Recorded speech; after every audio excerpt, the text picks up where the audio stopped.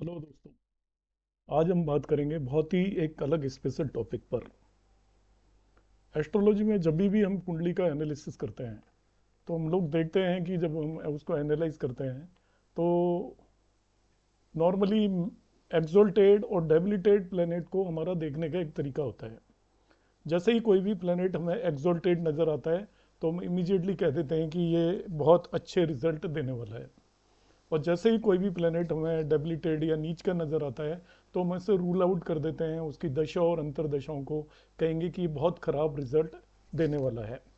हम डायरेक्टली जब भी इस चीज़ को एनालाइज करते हैं बगैर चीज़ों का विचार किए हुए, तो हम बिल्कुल 100% गलत होने की हमारी पॉसिबिलिटी होती है। बट मैं इसका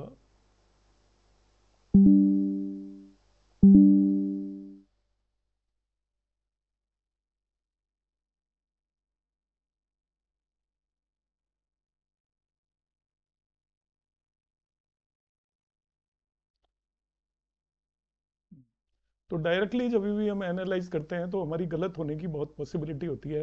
क्योंकि कोई भी प्लेनेट को आपने कुंडली में एग्जॉल्टेड देख लिया तो ये आप समझते हैं कि वो बहुत स्ट्रांग हो गया, तो एक बहुत बड़ी भूल होगी। या किसी को हमने डेबिलिटेड या नीच का देख लिया और ये सोच लेते हैं कि ये बहुत वीक हो गया, तो ये हमारी बहुत बड़ी भूल होगी। तो क्या इसका मतलब हम एग्जॉल्टेड प्लेनेट को स्ट्रांग नहीं माने या डेबिलिटेड प्लेनेट को वीक नहीं माने? तो मेरा ऐसा कहने का बिल्कुल मतलब नहीं है। मैं यहाँ पर आपको ये समझाऊंगा कि जब भी कोई प्लेनेट उच्च का या नीच का आपको कुंडली के अंदर दिखे तो आप देखते ही कोई डिसीजन ना लें, आप उसे देखना आपको आना चाहिए कि ये प्लेनेट स्ट्रांग भी हुआ है या नहीं हुआ है, या ये अच्छे रिजल्ट देगा या नहीं देगा। तो मैं आपको एक छोटे से एग्जाम्पल से इस चीज़ को समझाऊंगा। और यहाँ पर मैं समझाने के लिए इसलिए आया हूँ क्योंकि मैंने अक्सर ये देखा है कि 99.9% लोग उसको एग्जॉल्टेड जैसे ही प्लेनेट दिखा और उसके रिजल्टों के बारे में वो व्याख्या करने लग जाते हैं एग्जॉल्टेड के हिसाब से। जैसे कि वो बहुत ज़्यादा स्ट्रोंग है, उससे स्ट्रोंग कोई कंडीशन होती नहीं है। और अधिकतर लोग ऐसा करते हैं। अब मैं आपको बताऊंगा कि मैं क्या एक्चुअली आपको कहने वाला हूँ। ये बिल्कुल एक डिफरेंट कंसेप्ट है। जिस भी फ्रेंड ने अभी तक चैनल सब्सक्राइब नहीं किया है वो चैनल को सब्सक्राइब कर लें, क्योंकि आपको यहाँ पर जो जानकारियाँ मिलने वाली हैं वो आपको एटलीस्ट यूट्यूब पर कोई भी नहीं देने वाला है। तो यहाँ पर देखते हैं, देखिए मैं एक आपको यहाँ पर प्रेजेंटेशन बना रहा हूँ। तो ये मैं दिखाऊंगा आपको exaltation and debilitation real analysis. जो लोग कंसल्टेशन चाहते हैं वो मेरे नीचे दिए हुए नंबरों पर ले सकते हैं। और मैरिज एस्ट्रोलॉजी से रिलेटेड मैं एक नया कोर्स जल्दी ही शुरू करने वाला हूँ। तो उसमें जो रजिस्टर करना चाहें वो इन नंबरों पर रजिस्टर कर सकते हैं। वो जून के 15 के बाद मैं शुरू करूँगा नेक्स्ट बैच मेरा। तो यहाँ पर हम देखते हैं, ये मैंने दो कुंडलियाँ ली हुई हैं समझाने के लिए। और मैं बहुत आसान तरीके से यहाँ पर समझाने वाला हूँ आपको कि आप डेबिलिटेशन और एक्सोल्टेशन के बारे में किस तरीके से उसको वो करेंगे। आपका कंसेप्ट बिल्कुल बदलेगा इसके बाद। यहाँ पर ये मैंने एक तुला लग्न या लिब्रा लग्न की एक कुंडली ली हुई है और जिसमें मैंने लग्न की डिग्री यहाँ पर लिखी हुई है 15 डिग्री। मतलब लग्न की डिग्री 15 डिग्री है ऐसा आप कह सकते हो। तो जो भी लग्न की डिग्री होती है वो सभी भावों का भाव मध्य मान सकते हो, मिड कस्प। सभी भावों का भाव मध्य होता है जो भी लग्न की डिग्री होती है। मैं वैदिक एस्ट्रोलॉजी की बात कर रहा हूँ, केपी एस्ट्रोलॉजी की बात नहीं कर रहा। वहाँ पर बिल्कुल अलग कंसेप्ट चलते हैं। वहाँ कोई भी ग्रह उच्च और नीच का भी नहीं होता। तो यहाँ पर हम जो बात कर रहे हैं उसके अंदर सबसे पहले मैंने बताया भाव मध्य क्या होता है। आप अपनी कुंडली के अंदर लग्न की डिग्री देख लीजिए, उसे भाव मध्य कहा जाता है। तो जो मैंने कुंडली ली है उसमें भाव मध्य 15 डिग्री है। इसके अंदर ये मैंने केवल एक ही प्लेनेट रखा है समझाने के लिए, मार्स, मंगल। और वो 10 साइन में यहाँ पर रखा हुआ है, मकर राशि या कैप्रिकॉर्न में रखा हुआ है। तो आप बिल्कुल इसे देखते ही कहेंगे कि ये उच्च का हो गया। अब ये उच्च का मंगल है। अब यहाँ पर ध्यान से देखें, षडबल एक चीज होती है जिसे हम कैलकुलेट करते हैं, उससे ग्रहों का बल पता चलता है। आप जब भी किसी मोबाइल ऐप या किसी ऐप के अंदर जाएंगे, किसी सॉफ्टवेयर में जाएंगे और षडबल देखेंगे, तो षडबल के बेस पर यदि आप ग्रहों का बल निर्धारित कर रहे हैं तो आप बिल्कुल गलत कर रहे हैं। षडबल के अंदर बहुत सारे ऐसे कंपोनेंट हैं जिनका बहुत ज़्यादा रोल नहीं होता। तो षटबल को आप पूरी तरीके से देखना यदि चाहते हो, षटबल को यूज करना चाहते हो, तो आपको षटबल के एक एक कंपोनेंट का अच्छे से पता होना चाहिए। तो हम षटबल के सभी कंपोनेंट को यूज करने के लिए मैं यहाँ पर बता रहा हूँ, आप षटबल के 2 कंपोनेंट को ऑलवेज यूज करें। और उनमें एक कंपोनेंट होता है दिग्बल। जिसे हम डायरेक्शनल स्ट्रेंथ बोलते हैं। और दूसरा कंपोनेंट होता है रेजिडेंशियल स्ट्रेंथ या आवासीय बल। पूरा शटबल निकालना एक लंबा प्रोसेस है, और यदि आप जो मोबाइल या सॉफ्टवेयर से जो शटबल होता है उसे यदि यूज करेंगे तो आपके रिजल्ट और कंक्लूजन्स बिल्कुल गलत जाएंगे। इसलिए आप सरसरी नज़र से दो चीज़ें जरूर देखिए किसी भी कुंडली के अंदर। जब भी कोई ग्रह उच्च का या नीच का है, एटलीस्ट उस केस में जरूर देखिए कि वो कितना बली है, पूरी तरीके से वो बली है या नहीं। तो उसके लिए आप एक तो वो देखेंगे कि ये उच्च का है, हमने देख लिया। तो उच्च का जो प्लेनेट होता है उसका उच्च बल 60 होता है। साथ साथ यहाँ पर जब भी वो कोई दिग्बल डायरेक्शनल स्ट्रेंथ में मैक्सिमम बल 60 होता है और मिनिमम 0 होता है। ऐसे ही आवासीय बल में मैक्सिमम बल 60 होता है और मिनिमम बल 0 होता है। आवासीय रेजिडेंशियल स्ट्रेंथ निकालने का बड़ा आसान तरीका है कि लगने की जो भी डिग्री है, यदि कोई प्लेनेट लगने की डिग्री के जितना क्लोज बैठा होगा उसका आवासीय या रेजिडेंशियल स्ट्रेंथ उतनी ही ज़्यादा होगी। और जितना दूर होगा डिफरेंस, जैसे 15 डिग्री के आसपास आ गया तो उसकी रेजिडेंशियल स्ट्रेंथ 0 हो जाएगी। कि सपोज यहाँ पे चंद्रमा 1 डिग्री पर है, यदि चंद्रमा इसी भाव के अंदर 15 डिग्री पर होता तो इसका मैं आवासीय बल 60 ले लेता। ये उच्च का हो रखा है इसलिए उच्च बल भी मैं इसका 60 लूंगा। जो प्लेनेट उच्च का होता है उसका उच्च बल 60 के आसपास होता है। एग्जैक्टली 60 नहीं होता, मगर रफली मैं समझा रहा हूँ यहाँ पर। मगर ये प्लेनेट क्योंकि यहाँ पर मार्स एक्चुअली 1 डिग्री पर है, तो भाव मध्य मतलब 15 डिग्री से बहुत ज़्यादा दूर है। तो इसका एक्चुअली आवासीय रेजिडेंशियल स्ट्रेंथ 510 होगा या 0 के आसपास होगा, हम ऐसा मानकर चलेंगे। तो इस कुंडली के अंदर जो ये मार्स है यहाँ पर इसका उच्च बल मैं 60 मान लेता हूँ और रेजिडेंशियल स्ट्रेंथ इसकी 0 मान लेता हूँ। तीसरा जो बल यहाँ पर हमें यूज करते हैं वो होता है दिग्बल। तो हमें मालूम होना चाहिए कौन सा प्लेनेट किस भाव के अंदर दिग्बली होता है। मार्स और सूर्य दोनों आपके 10वें भाव के अंदर दिग्बली होते हैं।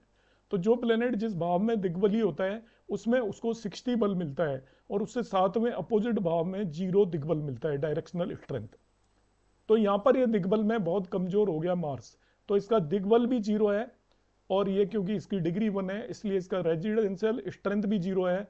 मगर ये उच्च का है इसलिए इसका एक्सोल्टेशन या जिसको हम बोलते हैं उच्च बल वो 60 है। तो मैं तीनों को ऐड करूं, इसके दिग्बल को, उच्च बल को और रेजिडेंशियल स्ट्रेंथ को, तो ये टोटल मिलके 60 इसको मिलता है टोटल बल। तो यहाँ पर ये उच्च का मार्स होते हुए भी इसका जो मैंने बल निकाला वो 60 षष्टी आमसा बल है। उसकी यूनिट षष्टी आमसा होती है। मैं ये फिर से रिपीट कर देता हूँ आपको समझाने के लिए कि हमें सरसरी नज़र से पूरा षटबल हम नहीं निकाल सकते, निकालने में काफ़ी टाइम लगता है, कुंडली देखने में आपको बहुत वक्त लग जाएगा। तो षटबल जो मोबाइल ऐप या किसी भी सॉफ्टवेयर में होता है उस वो जो ऐड करके बताया जाता है वो सटीक नहीं होता, उसके बेसिस पर प्रेडिक्शन देने की गलती ना करें। तो अब हम क्या देखें एक्चुअली, तो हमें बेसिकली ये 3 बल जो देखते ही पता चल जाते हैं उन्हें जरूर देखना चाहिए। एक होता है उच्च बल, दूसरा होता है वो आपका आवासीय बल और तीसरा होता है दिग्बल। हर एक प्लेनेट एक पर्टिकुलर भाग में दिग्बली होता है और उससे जैसे जैसे दूर जाता है उसका दिग्बल कम होता चला जाता है।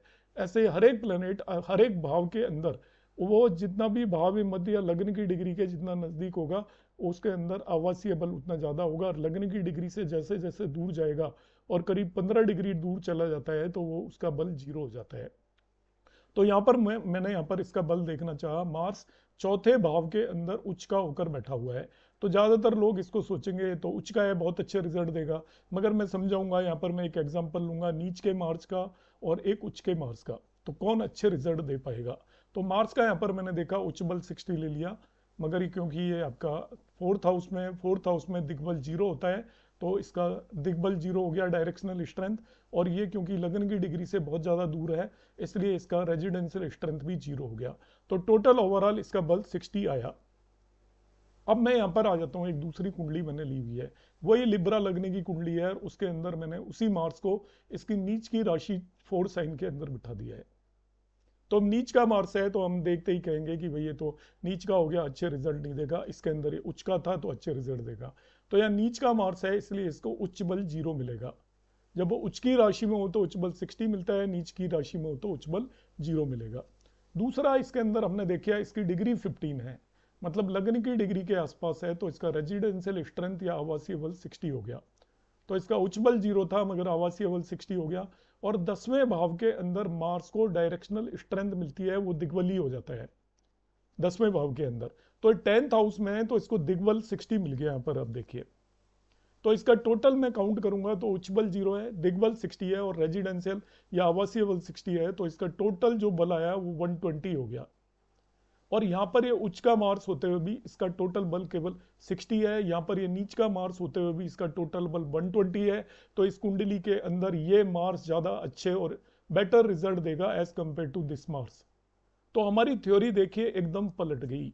जिस मार्स को आप उच्च का कंसिडर करके एक्सीलेंट कंसिडर कर रहे थे, अब मान के चल रहे थे कि ये मार्स तो बेस्ट रिजल्ट देने ही वाला है, इससे कम रिजल्ट तो आपको मिलेंगे ही नहीं। तो हमने देखा कि वो मार्स जो आपने उच्च का मानकर देखा था, उसका जो षड बल था वो केवल 60 था। और जिस मार्स को आपने नीच का मानकर ये सोचा कि इसके रिजल्ट खराब जाएंगे, वो उच्च के मार्स से भी उसके अंदर ज़्यादा स्ट्रेंथ है और वो रिलेटिवली बेटर रिजल्ट देने की कैपेबिलिटी रखता है। तो कभी भी आप किसी भी कुंडली के अंदर किसी भी प्लेनेट को आप जैसे ही देखें और आपको लगे उच्च का या नीच का है, तो आप इमीडिएटली कंक्लूजन ना करें। आप कम से कम ये दो तरह के बलों के बारे में सीख लें कि रेजिडेंशियल स्ट्रेंथ हम किस तरीके से निकालते हैं, ये हमें पता होना चाहिए। और दूसरा हमें ये पता होना चाहिए कि हम उसका दिग्बल कौन सा प्लेनेट किस भाव के अंदर दिग्बली होता है।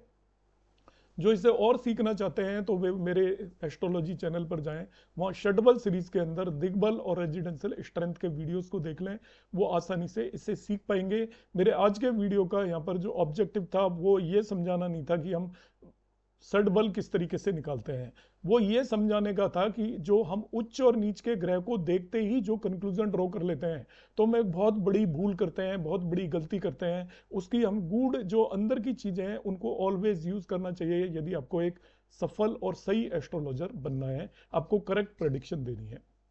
उम्मीद है आपको मेरा ये कंसेप्ट समझ में आया होगा। आपको ये वीडियो कैसा लगा कमेंट बॉक्स में आप जरूर कमेंट करिएगा, क्योंकि आपके कमेंट्स का मुझे इंतजार रहता है। और यदि आप उसको लाइक और शेयर करेंगे तो भी अच्छा रहेगा। नमस्कार, धन्यवाद।